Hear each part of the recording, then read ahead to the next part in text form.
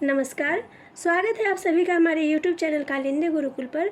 आज हम पढ़ेंगे विशेषण की 3 अवस्थाएं। तुलना की दृष्टि से विशेषणों की 3 अवस्थाएं होती हैं: मूलावस्था, उत्तरावस्था और उत्तमावस्था। चलिए अब हम जानते हैं मूलावस्था। इसमें विशेषण किसी अन्य विशेषण से तुलना न होकर सीधे व्यक्त होता है, यानी कि इसमें हम विशेषण की किसी अन्य विशेषण से तुलना नहीं करते हैं। अर्थात इस अवस्था में वस्तु या व्यक्ति के गुण दोषों की तुलना किसी दूसरी वस्तु या व्यक्ति के गुण दोषों से नहीं की जाती है। इनके उदाहरण हैं, जैसे यह आम मीठा है। यहाँ पर आप देख सकते हैं कि कोई तुलना किसी से नहीं किया गया है। दूसरा उदाहरण है, नीतू शरारती है। इस वाक्य में भी आप देख सकते हैं कि यहाँ पर किसी व्यक्ति या वस्तु की एक दूसरे से तुलना नहीं किया गया है। बढ़ते हैं अगले उदाहरण की ओर। अगला उदाहरण है, यह पेड़ लंबा है। इस वाक्य में हम देख सकते हैं कि यह पेड़ लंबा है। यहाँ पर भी किसी से तुलना नहीं किया गया है। अब हम जानेंगे उत्तरावस्था। जब दो व्यक्तियों या वस्तुओं के गुण दोषों की तुलना करके एक को दूसरे से बढ़ाकर या घटाकर बताया जाता है तो उसे उत्तरावस्था कहा जाता है। जैसे जब हम दो व्यक्तियों या दो वस्तुओं की तुलना करते हैं तो एक को बढ़ाकर बोलते हैं या घटाकर बोलते हैं, तो उसी को हम क्या कहेंगे? उत्तरावस्था कहेंगे। इन शब्दों में तर प्रत्यय या से शब्द का प्रयोग होता है।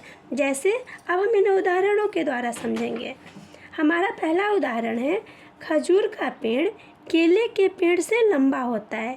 तो यहाँ पे आप देख सकते हैं खजूर के पेड़ और केले के पेड़ में तुलना बताया गया है, और तुलना करने के लिए यहाँ पे आप देख सकते हैं हम से का प्रयोग किए हैं। दूसरा उदाहरण है, अंतरा आराध्या से ज़्यादा लंबी है। इस वाक्य में आप देख सकते हैं अंतरा और आराध्या की लंबाई का तुलना किया गया है। तो यहाँ पे हम ज़्यादा शब्द का प्रयोग किए हैं इनके तुलना करने के लिए। अगला उदाहरण है, यह लड़का कक्षा में अधिकतर उपस्थित रहता है। यहाँ पर आप देख सकते हैं तर प्रत्यय का प्रयोग किया गया है। चलिए अब जानते हैं उत्तमावस्था।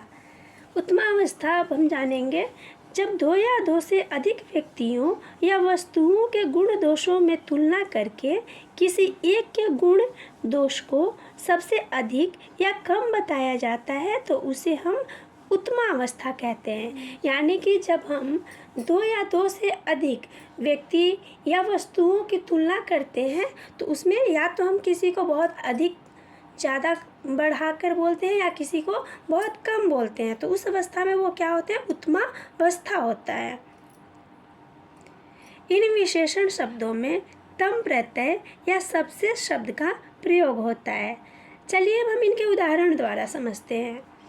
हमारा पहला उदाहरण है, हमारे कॉलेज में नरेंद्र सबसे अच्छा खिलाड़ी है।